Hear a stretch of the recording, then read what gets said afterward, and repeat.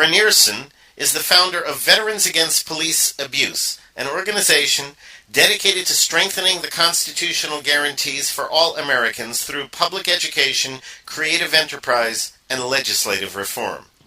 He is a military veteran, though he is quick to state that he keeps his own views, which do not necessarily represent those of the Department of Defense.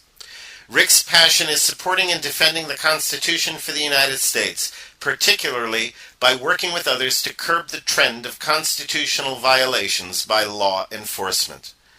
Rick built a specially equipped James Bondian Mitsubishi Eclipse after a couple of negative interactions with unscrupulous cops. He is also involved with a new app called iCitizen, which secures vital evidence, activates a community network to keep watch on cops, and collects analytical data during interactions with cops. Rick Rynearson, welcome to the Global Freedom Report. How are you, Rick? Rick, good, are you Brent. there? Thanks for having me. Yay, yeah, it's a pleasure. I am here. Great, good. It's a pleasure to have you. I watched a YouTube video on the car, and I found it to be absolutely fascinating. What inspired you to found Veterans Against Police Abuse? Well, it was actually an unlawful arrest that I suffered in San Antonio. Unlawfully pulled over, unlawfully arrested. Unfortunately, I can't get into the details just because I have a civil suit against the police officer currently, and on advice of my counsel, I can't get into the specifics. But that was the particular event. But I've also had other unlawful arrests and other incidents with law enforcement who they just can't seem to figure out the Constitution or their role as a public servant. And so in the process of reminding them of their duties and the oath that they took, of course, they translate that to contempt of cop. And it's finally just gotten to a point where I've recognized that the police abuse problem is a crisis. It's not just a case of one bad apple. And so I feel it's my duty and responsibility to work with others to try to solve that problem.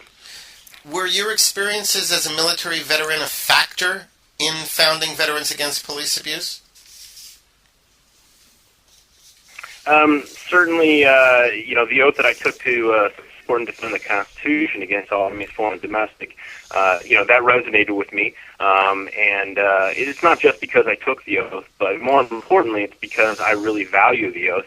I'm not a doctor of history or anything along those lines, but I have, read from the founders, and I have looked into world history, and I understand that liberty is not something that grows on trees. This is something very special that we have, at least the chance to have a country that recognizes our freedoms and our liberties, and that is something that I want to continue, because obviously I want to live in a free nation. I want my friends and my family to live in a free nation, and also because I want to honor the sacrifices of veterans that have come before us that have given so much to defend that liberty. And when I say veterans, I mean military veterans, but I also mean veterans of the civil rights movement. People like Martin Luther King and countless others who suffered fire hoses and death and beatings to advance the cause of liberty. It's just not right if we just lay down and allow their sacrifices for this nation to not be continued.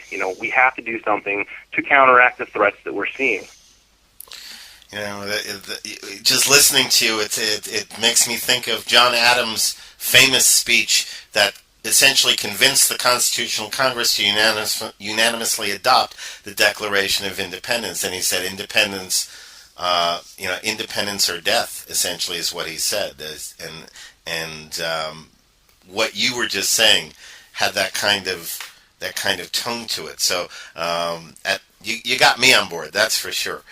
You recently built a car, not just any car, but an honest-to-God spy car, worthy of James Bond.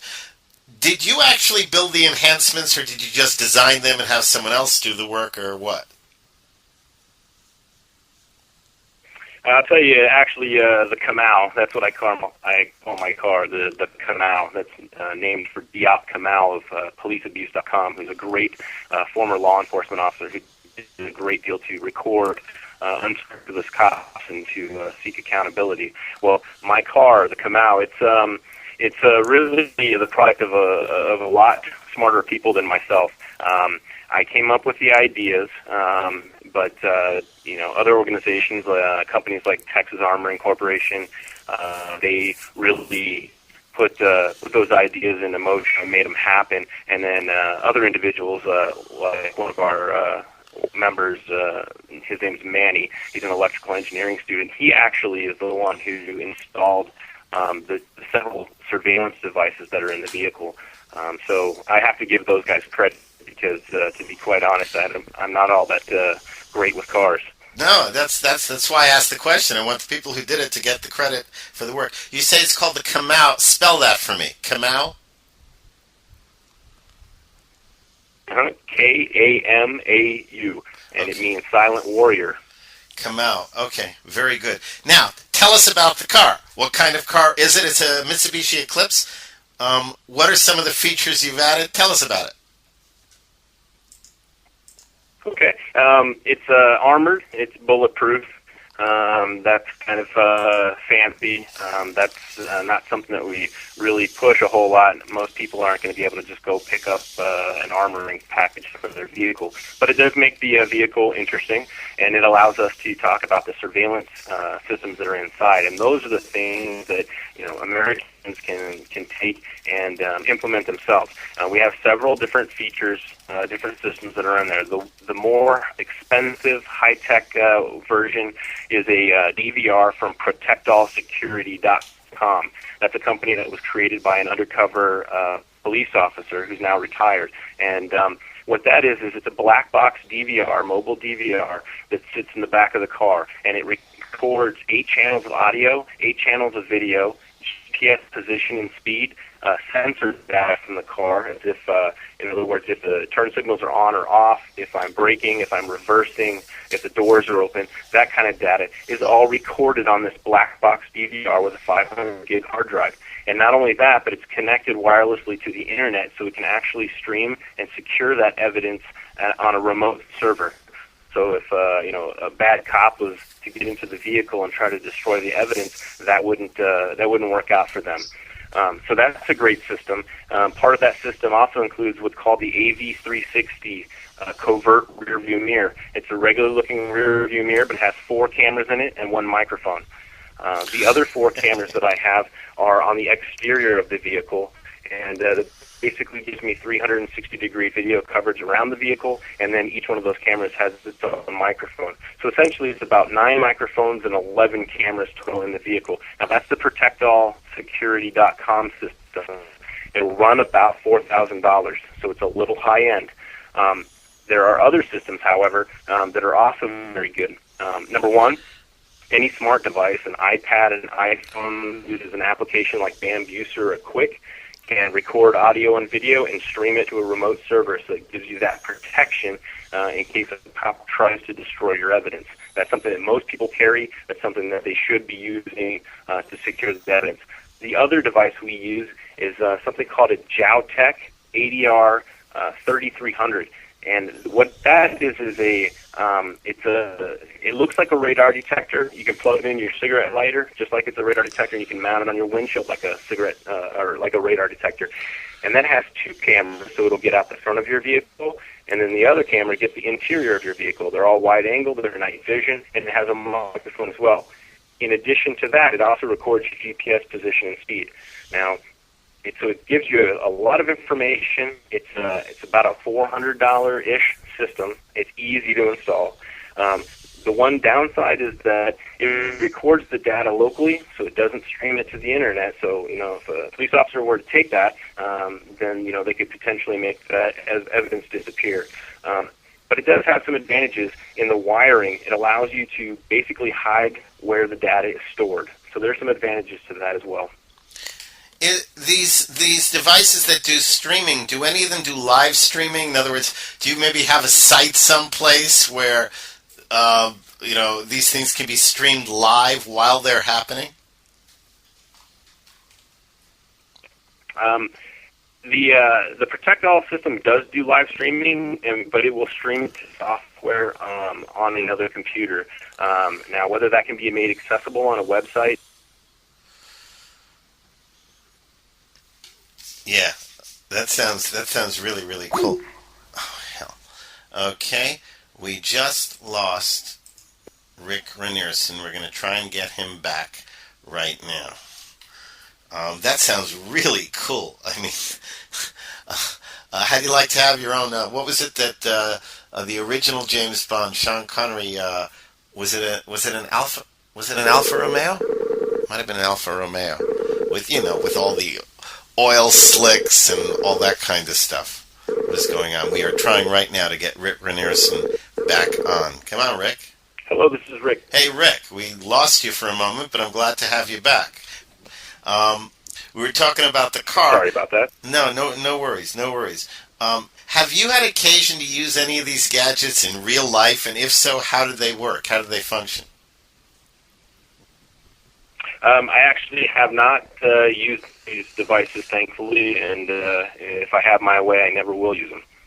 I can appreciate that as well. Have you been harassed by either cops or government agencies for having the car? For example, did you have any problems registering the vehicle, or have you gotten any kind of, any kind of regulations around having these things in the vehicle? Any official harassment? Nope, none at all. Really? That's great. So now, how do we set up an assembly line? How do we make these things available to others? Are they actually? If I wanted to take my car and I wanted to enhance it similar to you, is there a way I can do that? Do you have either a website where I can get the info, or any place, central repository for the information on how to get this done? Well, we're sharing information from our various users with different systems over on our website, which is veteransagainstpoliceabuse.org.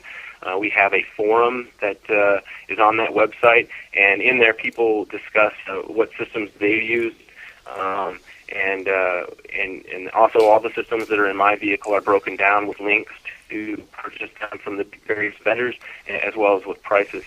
In addition to that, we're actually having a contest right now that will end on October 1st. And what we're trying to do is we're trying to find the cheapest DVR system. It's got a few specifications to it. 3 channels of audio, 3 channels of video minimum. It has to be connected to the Internet so that the evidence can be secured. And those specifications are up on our website. And a person who can find the cheapest DVR system that meets those specifications, we will buy that system for them. Our goal is to try to, of course, find the cheapest technology that works to record and secure the evidence. And, technology is always getting cheaper. We believe technology is the way. It is the way to solve this problem. We don't think it's going to be politics or activism or, writing your congressman. It's none of those things are really going to do it. We think that technology, taking it into our own hands and using that technology to secure the evidence, and then also using technology like the iCitizen you mentioned to also reach out and grab a community in real time. Community and technology, bring those together. I think that's how we're going to solve the problem. Well, let's talk about iCitizen. Okay, I gave a brief overview on it, but what exactly is it? How does it work? Right. iCitizen is going to be a couple of different applications. Number one, there will be software and a website that sits on a server that people around the World Wide Web can access. That'll be kind of the hub. Then there will be smart device applications for the iPhone or Droid, which will really be the focal point for a person using the software. Now, what they would have done is they will have gone to the website and created their account. They will have put in contact information for people in their network, email addresses, text messages, or cell phone numbers, rather. And now, when they're out driving, they have their smart device. If they have an encounter with law enforcement, it's easy software to use. It's really scaled down. So there'll be a big button, and all they do is press that button. When they press that button, 2 things happen.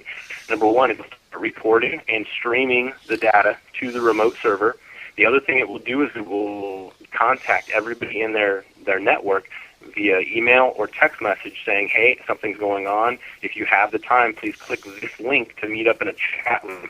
and watch my back during this interaction. When the people click that link, they are met. They all go into a chat room where they can discuss, and also they will listen or view the streaming audio or video in real time.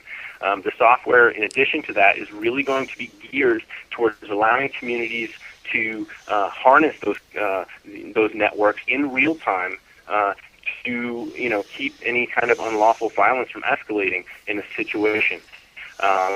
It will give them media contact information for the person's location. It'll let each individual in the chat room know how long it would take them to drive to the location should they want to go and film for themselves. If they do leave and they go film for themselves, that video that they're filming with the application will be put into the chat room for everybody to see as well. It'll help them delegate tasks. It'll help identify who in the network is a lawyer who can add the legal information in real time. It'll allow the people in the chat room to more quickly contact the supervisor of the police officer. If that's what's merited by the interaction, they can actually contact them in real time, and that will get back to the officer, hopefully, so that the officer knows that they are being watched. There's something different about this interaction, and they'll mind their P's and Q's, because that's really what it comes down to. Public servants are going to act like public servants when they know that the public is watching them. And if we can do that in real time, it's not just about accountability, but it's also about preventing unlawful violence. Now, in addition to that, all this data will be collected on this website so that people can go there and see these interactions in real time on a map of the United States. They can also bring up historical data. In addition to that, this will it'll track all of these interactions in a way to make it useful for the media, to make it useful for lawyers, and also to gather statistics about interactions in various cities and across the nation. The software does a lot more than that, but that's pretty much it in a nutshell. And when will it be available, and how will people be able to get it? Well, we are right now in the process of putting together a video that will explain the software, and then we're going to release that. And based on that video, we'll be soliciting inputs from the community. And once we solicit those inputs and we make our final tweaks, we're then going to hire programmers to create the software for us. Our plan is to make the software free. There won't be any subscriptions. We will probably crowdsource it or have it community funded, and then the application will be free to everybody. The commercial portion of it will be advertising on that website. So if people want to go to the website and look at these interactions, if you have your lurkers or your gawkers, maybe they don't have a liberty-minded mindset, but they might want to go to this website to see these different occurrences, both currently happening and archived. And is that we can sell advertising to them to further our project. Is that the veteransagainstpoliceabuse.org website? It is, yep. And the actual website that will be dedicated to this software is called iCitizenHQ.com. And if you go to that, it will redirect to the Veterans Against Police Abuse website for now. Okay, and the Veterans Against Police Abuse website is also where people can find out about the car as well, and just about the work that you're all doing. Absolutely. Excellent. Thank you so much, Rick, for spending this time with us. My guest has been Rick Rynearson of Veterans Against Police Abuse. That's www.veteransagainstpoliceabuse.org. You can also jot down iCitizenshq.com. Rick, the best of luck with you on this. I'll be eagerly awaiting developments. Thanks so much. Thank you, Brent.